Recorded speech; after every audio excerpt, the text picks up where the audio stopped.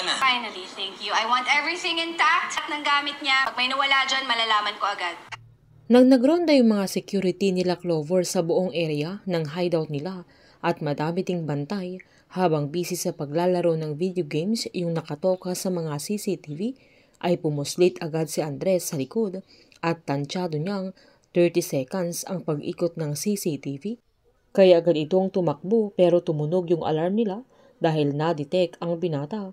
Kaya agad itong huminto na napagtanto niyang hindi lang pala CCTV ang gamit nilang security sa hideout nila Clover. Naalarma ang mga security na tumunog ang alarm nila na agad nilang nakita na mayroong nakapasok na iba. Bago pa makatakbo si Andres ay pinagbabaril na siya na agad-agad itong sumibat na hindi na nila nahabol pa lalo't naaral niya yung mga exit points sa area. Habang nag-offer naman si Dr. Trina kay JB ng therapy para sa sakit niya pero tumanggi ito at sinaad niyang hindi na niya yun kailangan, na humirit pa ang ibigay na lang ni Dr. Trina yung medication na binibigay niya sa mami niya dahil yun na lang ang ititake niya. Kaya agad namang tinanong ni Trina kung sigurado siyang hindi na niya sasabihin sa daddy niya, na agad namang sinabi ni JB na hindi na kailangan dahil baka ma-stress pa ito, pero pinaalalahanan ni Trina na kailangan niya ng support system, na kailangan niya ng mapagkakatiwalaan at makakausap. Pinaliwanag ni JB na pinagkakatiwalaan naman niya ang daddy niya dahil mabuting tao at marangal na sundalo, na hindi siya matatahimik kung mababahiran ng dungis yung pagkatao niya. Sabay binili niya kay Trina na ayaw niyang malaman ito ng daddy niya dahil ayaw niyang mag-alala pa. Nakipagkita naman si Andres sa intel niya na agad niyang tinanong kung bakit hindi nila ni-raid yung safe house ng mga eskalera, na agad nitong pinaliwanag na madami pang sinasahuran ang mga eskalera na katulad ni Magundayaw, pero nag-iingat na sila dahil sa nangyari kay Timur, na may balita pa siyang may elite private na tumutulong kay Timur pero napatay din, na agad namang pinaliwanag ni Andres na wala naman kasing otoridad ang kumikilos laban sa mga eskalera.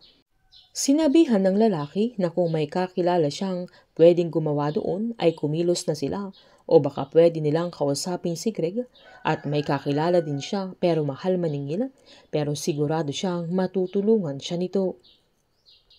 Bago naman lumuwas si Aling Taki ay pinuntahan niya si Aling Esang na agad niyang binilin na ikumusta siya sa mga kasama nila. Sakto namang dumating sila Emil na agad niyang tinanong kung nasaan si Andres, sabay nagmura pa ito. Agad sinabihan ng matanda na wala doon ang apo niya, kaya pumasok pa si Emil sa bahay ng matanda na agad sinita ni Aling Taki, na kinagulat niya kaya tinuro pa niya ito, sabay pinantaan niyang huwag siyang makikialam, sabay umalis na sila. Sinaad ni Aling Taki na sasabihin niya yun kay Andres, pero nakiusap si Aling Esang na wag na niyang sasabihin sa apo niya, pero pinaalalahanan ni Aling Taki na hindi siya tatantanan nila Emil. Inabangan naman ni Miguel si Mickey sa labas ng school nila nang saktong late pa si Christine. Agad niyang kinumusta ang bata pero halatang naiilang ito sa kanya, na saktong dumating si Christine kaya agad niyang kinuha ang bata.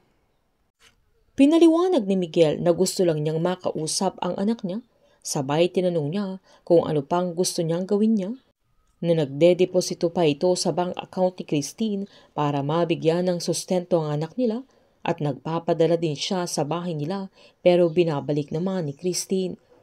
Nanindigan ng ex-wife niya na kaya niyang buhayin yung anak niya, kaya nakiusap si Miguel na hayaan niya itong maging ama kay Mickey, pero pinagbantaan ni Christine na kapag uulitin pa niya ay sa korte na sila magkikita.